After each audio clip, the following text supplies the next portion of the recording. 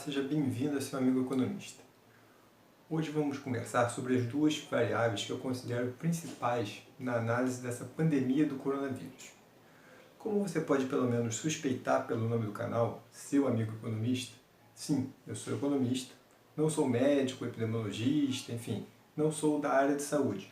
Sou economista, mas entendo que pela minha profissão, eu posso contribuir para o debate. Economistas estudam gráficos, números, tendências. E é muito do que está sendo debatido hoje, para entender os rumos dessa pandemia, as formas de intervenção por parte do governo. Muito bem, quais são essas duas variáveis que eu considero as mais importantes e que não são tão exploradas no dia a dia dos debates?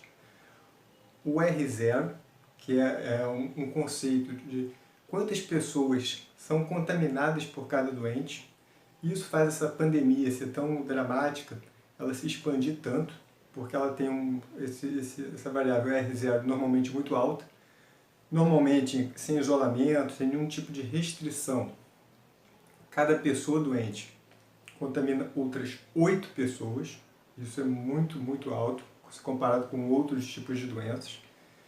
E a outra variável também muito importante é a tendência no número de pessoas doentes. Todo dia sai no jornal a quantidade de doentes, a quantidade de mortos, enfim. Essas variáveis é claro que são importantes, mas elas não explicam muita coisa. Porque a gente pensa, quando vai ser esse achatamento da curva, quando vai começar a diminuir. Não vai ser simplesmente vai chegar no número vírus, cansei, parei. Não. Se não tiver uma medida ativa contra essa tendência de aumento, a pandemia vai continuar a se expandir. Pode ser numa velocidade mais rápida, pode ser mais lenta, mas ela continua a se expandir.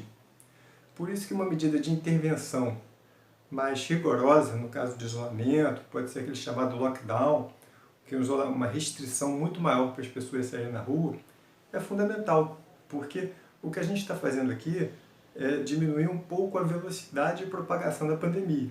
Mas isso, infelizmente, não é suficiente.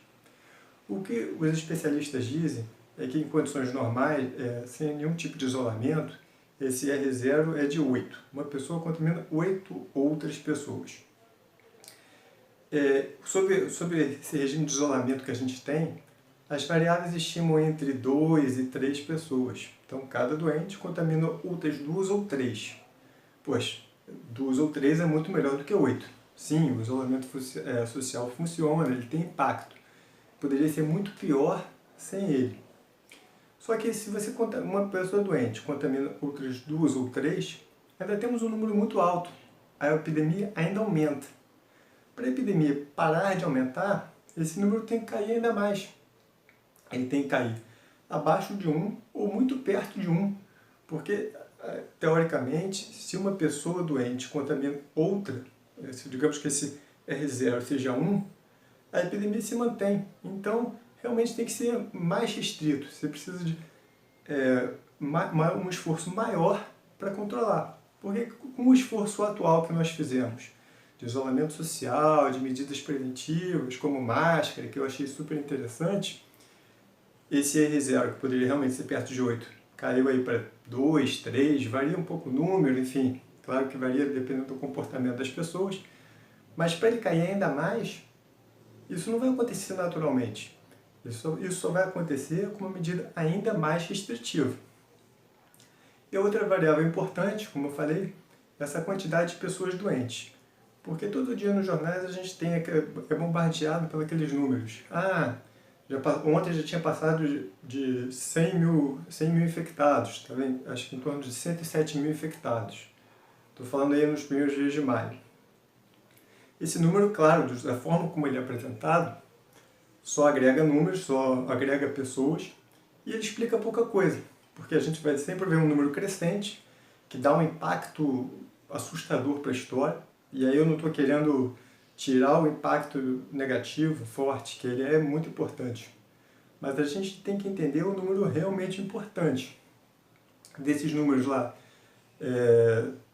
digamos, para arredondar aí, 100 mil pessoas. Estava um pouco mais da última informação disponível, mas digamos 100 mil pessoas.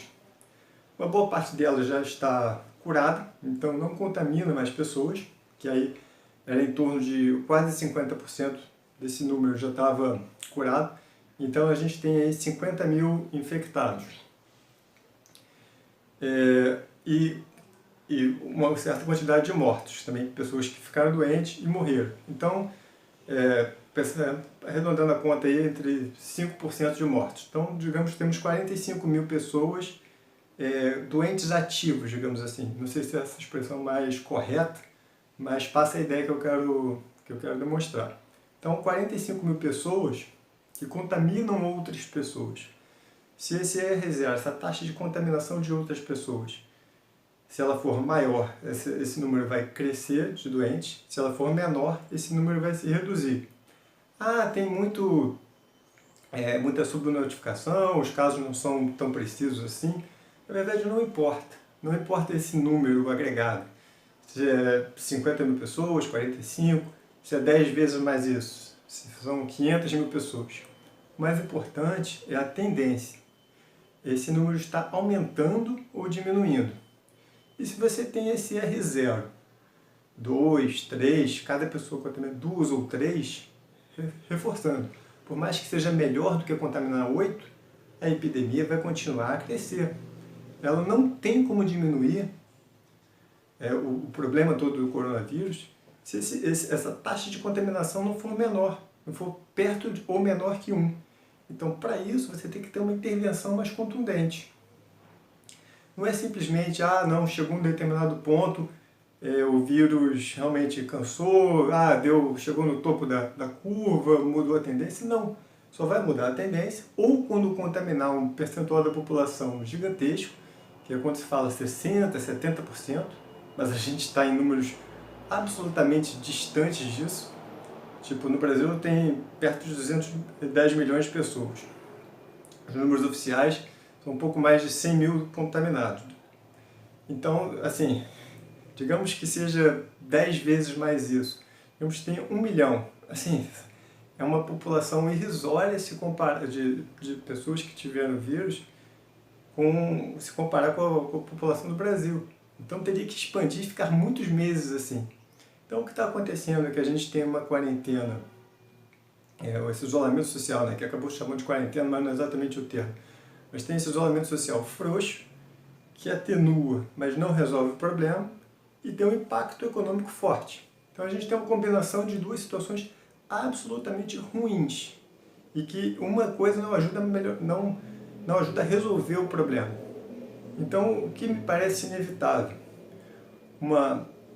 Um isolamento social muito mais rigoroso, por algumas semanas. Se o tempo de incubação do vírus é por volta de 2 semanas, então se a gente tiver aí de 2, 3, 4 semanas com isolamento muito mais rigoroso, por mais que tenha um impacto econômico muito mais forte, realmente é melhor você ter 3 semanas mais intensas, com impacto econômico maior, mas para resolver o problema que a gente está tendo.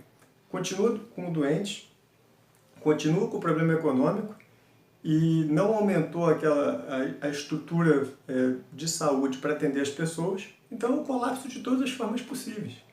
O governo, aquela ideia, achatar a curva, demorar para mais pessoas ficarem doentes, para você poder se preparar, para criar hospitais e tal, mas eles foram em número ainda insuficiente, não conseguiu chegar a equipamento em muitos lugares aqui do Rio, em vários lugares que a gente vê pelo Brasil, tem dificuldade, e a gente só piora a situação, só agrava. E voltando, reforçando para finalizar, a pandemia não acaba por si só, ela acaba se menos pessoas foram contaminadas. E isso, infelizmente, só vai acontecer se você tiver uma medida ainda mais rigorosa. Se você gostou, deixe aqui o seu comentário, assine o canal, passe para outras pessoas. Se também não gostou, se discorda, também deixa aqui. O importante é promover o debate. É claro que eu não sou o dono de verdade nenhuma. Estou aqui mostrando a opinião, um ponto de vista. Mostre o seu e argumente. Participe, deixe sua opinião. Um abraço.